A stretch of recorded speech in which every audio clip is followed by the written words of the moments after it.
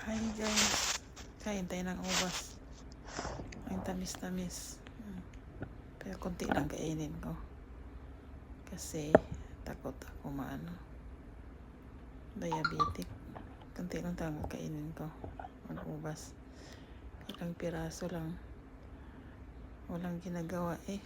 Nakaupo lang tapos magluto. Kain konti. Tapos video. Maya daming trabaho. Ngayon wala pa. Kaya upo muna. Kumusta pala sa lahat? Malapit na ang kita-kits sa Friday. Bibis na bukas.